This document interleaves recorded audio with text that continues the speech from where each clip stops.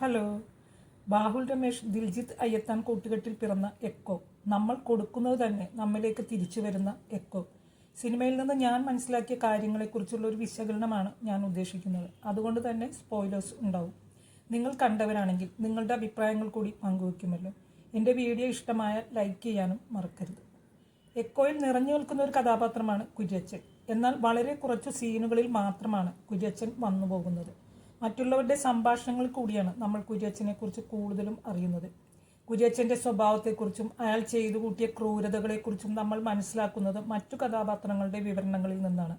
നരന്റെ നേവിക്കാരനും വിനീതിന്റെ മോഹൻ പോത്തനും നൽകുന്ന വിവരണങ്ങളിലൂടെ ആ കഥാപാത്രത്തിന്റെ ആഴം നമുക്ക് വെളിവാകുന്നുണ്ട്. കൂടെ നിന്നവരെയെല്ലാം ചതിച്ച ചരിത്രമാണ് കുര്യച്ചനുള്ളത്. അതുകൊണ്ട് തന്നെ ഇവരൊക്കെ കുര്യച്ചനോട് ഒടുങ്ങാത്ത പകയുള്ളവരാണ്.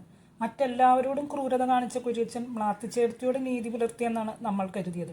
ഭർത്താവ് മരിച്ച അവരെ 2 ദിവസത്തോളം പട്ടിണി കിടന്ന് പട്ടികളോട് പൊരുതി അവസാനം രക്ഷയില്ലാതെ വന്നപ്പോൾ അവറ്റകളെ കൊല്ലേണ്ടി വന്നു എന്ന വ്യാജേനയാണ് കുര്യച്ചൻ ചേർത്തിയെ നാട്ടിലേക്ക് കൊണ്ടുവന്നത്. എന്നാൽ പോത്തനെ വ്യാജക്കേസിൽ കുടുക്കിയപ്പോൾ ജയിലിൽ പോകുന്നതിന് മുമ്പ് പകയോടെ കുര്യച്ചനെ തേടിയെത്തിയ മോഹൻ പോത്തനിൽ നിന്നാണ് താൻ ചതിക്കപ്പെടുകയായിരുന്നു എന്ന് മ്ലാത്തിച്ചേർത്തിക്ക് മനസ്സിലാവുന്നത്. അതുവരെ അവരുടെ മനസ്സിലുണ്ടായിരുന്ന കുര്യച്ചനെ കുറിച്ചുള്ള ഇമേജാണ് ആ നിമിഷം തകർന്നു വീഴുന്നത്. മനുഷ്യരെ കൊന്നാലും വേണ്ടിയില്ല, നായ്ക്കളെ ഉപദ്രവിക്കുന്നത് ചിന്തിക്കാൻ പറ്റാത്ത ആളാണ് കുര്യച്ചൻ. അയാൾ അതുങ്ങളെയും വെടിവെച്ച് കൊന്ന് അത്രയൊക്കെ കാണിച്ചു കൂട്ടിയത് നിന്നോടുള്ള കഴപ്പ് കൊണ്ട് മാത്രമല്ല, പ്രൊട്ടക്ഷൻ എന്ന് പറഞ്ഞ് നായ്ക്കളെയും വെച്ചുകൊണ്ട് നിന്റെ മലേഷ്യൻ കെട്ടിയോൻ കാണിച്ച ഷോയോടുള്ള വാശി കൂടിയാണ് എന്നാണ് പോത്തൻ പറഞ്ഞത്. പോത്തന്റെ ഈ വാക്കുകൾ നാടും വീടും ഉപേക്ഷിച്ച് കുര്യച്ചനൊപ്പം ഇറങ്ങി വന്ന മ്ലാത്തിച്ചേടത്തിക്ക് വലിയ ഞെട്ടലാണ് ഉണ്ടാക്കിയത്. പക്ഷെ അപ്പോഴും അതൊന്നും സത്യമാവരുത് എന്നാണ് മ്ലാത്തിച്ചേടത്തി ആഗ്രഹിച്ചത്. പക്ഷെ കുറച്ച് ദിവസങ്ങൾക്ക് ശേഷം വീട്ടിൽ വന്ന കുര്യച്ചനോട് ഇക്കാര്യങ്ങൾ ചോദിച്ചപ്പോൾ അയാളുടെ സമ്മതഭാവം അവരെ വല്ലാതെ ഉലച്ചു കളഞ്ഞു. സൗരവ് സച്ദേവയുടെ കുര്യച്ചൻ കുറച്ച് സീനുകളിലൂടെയാണെങ്കിലും നമ്മളിലുണ്ടാക്കുന്ന ഇമ്പാക്റ്റ് വളരെ വലുതാണ്. അവസാനം അയാൾക്ക് യോജിക്കുന്ന ശിക്ഷ തന്നെയാണ് മ്ലാത്തിച്ചേടത്തി കൊടുത്തത്. സ്ത്രീകളെയും പട്ടികളെയും കെട്ടിയിട്ട് വളർത്തണമെന്ന ചിന്താഗതിയുള്ള തന്റെ ഭർത്താവിനോടും കുര്യച്ചനോടും ആയുധം എടുക്കാതെയുള്ള പോരാട്ടമാണ് മ്ലാത്തിച്ചേടത്തിയുടേത്. സംരക്ഷണങ്ങൾ നിയന്ത്രണങ്ങൾ കൂടിയാണെന്ന് വൈകിയാണെങ്കിലും മ്ലാത്തിച്ചേടത്തി തിരിച്ചറിഞ്ഞു. തന്നെ അടിമയാക്കി നിർത്തിയ കുര്യച്ചനോട് അതേ നാണയത്തിൽ തന്നെ അവർ പ്രതികാരം ചെയ്തു. അങ്ങനെ നോക്കുമ്പോൾ വളരെ ശക്തമായ ഒരു കഥാപാത്രമാണ് മ്ലാത്തിച്ചേടത്തിയുടേത്. വൈകിയാണെങ്കിലും സ്വയം മനസ്സിലാക്കാനും പ്രതികരിക്കാനും അവർക്ക് കഴിഞ്ഞു. അതേസമയം കുര്യച്ചന്റെ വളർത്തുനായയാണ് പീയൂസ് എന്ന മണികണ്ഠൻ. ഏത് രീതിയിലാണോ പരിശീലിപ്പിക്കുന്നത് അതേ രീതിയിലാണല്ലോ ഒരു വളർത്തുമൃഗം രൂപപ്പെട്ടു വരുന്നത്. തല്ലാനും കൊല്ലാനും കുര്യച്ചൻ പരിശീലിപ്പിച്ചെടുത്ത ഒരു വേട്ടമൃഗം. ക്ലൈമാക്സിനോടടുത്താണ് പീയൂസിന്റെ ബാക്ക് സ്റ്റോറി നമ്മൾ അറിയുന്നത്. 6-ാം വയസ്സിൽ മാതാപിതാക്കൾ തോട്ട പൊട്ടി ചിഹ്നിച്ചു തരുന്നത് കാണേണ്ടി വന്ന ആൾ. അന്ന് കല്ലായതാണടാ ഉള്ളും പുറവും. അതിൽ പിന്നെ ഒരു കാലണ സെന്റിമെന്റ്സ് തോന്നിയിട്ടില്ല ഒന്നിനോടും ഒരുത്തനോടും. സ്വന്തം ജീവിതത്തിൽ സംഭവിച്ച ദാരുണ സംഭവങ്ങൾ ഒരു വികാരവും ഇല്ലാതെയാണ് പീയൂസ് വിവരിക്കുന്നത്. കുര്യച്ചനോളം തന്നെ ക്രൂരനാണ് പീയൂസ്. കൊല്ലാൻ യാതൊരു മടിയുമില്ലാത്തവൻ.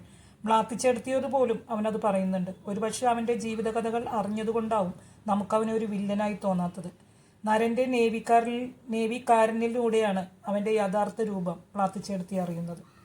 അവസാന ഭാഗത്ത് മ്ലാത്തിച്ചേർത്തി പീയൂസിനോട് പറയുന്നുണ്ട്, കുര്യച്ചൻ കാണാത്ത എനമില്ല നായ്ക്കളിൽ, എന്നാലും എല്ലാം തികഞ്ഞ ഒന്നിനെ കിട്ടുന്നില്ല എന്ന പരാതിയാ. കിട്ടിയില്ലേലും ലക്ഷണമൊത്ത ഒന്നിനെ ശീലിപ്പിച്ചെടുക്കാമെന്നും പറയും എപ്പോഴും.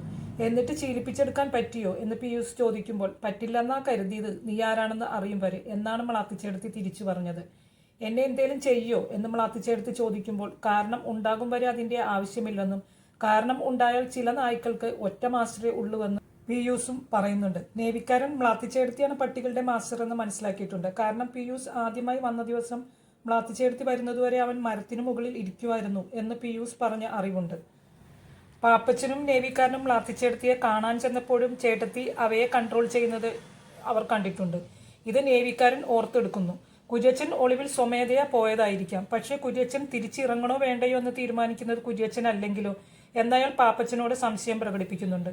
ഇത്രയും ത്യാഗം സഹിച്ച് ഇത്രയും കാലം ഗുഹയിൽ പോയി ഒളിച്ചിരിക്കാനൊന്നും കുര്യച്ചനെ കിട്ടത്തില്ല എന്ന് പാപ്പച്ചൻ പറയുമ്പോൾ കാവലിനെന്ന് പറഞ്ഞ കുര്യച്ചൻ വിശ്വസിച്ച നായ്ക്കൾ അയാളുടെ കൺട്രോളിൽ അല്ലെങ്കിലോ എന്നും നേവിക്കാരൻ സംശയിക്കുന്നുണ്ട്.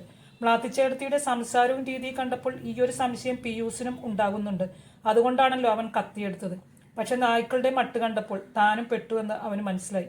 Four sometimes protection and restriction they both look the same എന്ന അശരീരി അന്തരീക്ഷത്തിൽ മുഴങ്ങുമ്പോൾ പേടിച്ചിരിക്കുന്ന അല്ലെങ്കിൽ പകച്ചിരിക്കുന്ന പീയൂസിനെയും വിജയഭാവത്തിൽ ചിരിക്കുന്ന മ്ലാത്തിച്ചേടത്തിയുമാണ് നമ്മൾ കാണുന്നത്. പട്ടികളാൽ ചുറ്റപ്പെട്ട് കുന്നിൻ പുറത്തിരിക്കുന്ന മ്ലാത്തിച്ചേടത്തിയുടെയും പിയൂസിൻ്റെയും ലോങ് ഷോട്ടോടു കൂടിയാണ് സിനിമ അവസാനിക്കുന്നത്. പിയൂസും കുര്യച്ചനെ പോലെ തടവുകാരനാകുമോ? മരണത്തേക്കാൾ ഭീകരമായ അവസ്ഥ. അപ്പോഴും സംശയത്തോടെ നേവിക്കാരൻ അപ്പുറത്തുണ്ട്. അയാൾ വീണ്ടും മ്ലാത്തിച്ചേടത്തിയെ പിന്തുടരുമോ? ഇതൊക്കെയാണ് എനിക്ക് ഈ സിനിമ കണ്ടപ്പോൾ എൻ്റെ മനസ്സിൽ വന്ന സംശയങ്ങളും ചോദ്യങ്ങളും എല്ലാം ഞാൻ മനസ്സിലാക്കിയ കാര്യങ്ങളും. നിങ്ങളുടെ അഭിപ്രായങ്ങൾ നിങ്ങൾ കമൻറ്റ് ചെയ്യുമല്ലോ. എൻ്റെ വീഡിയോ ഇഷ്ടമായാൽ ലൈക്ക്, ഷെയർ ആൻഡ് സബ്സ്ക്രൈബ്. ഇനിയും നല്ലൊരു വീഡിയോയുമായിട്ട് വരാം. അതുവരെ ബായ്.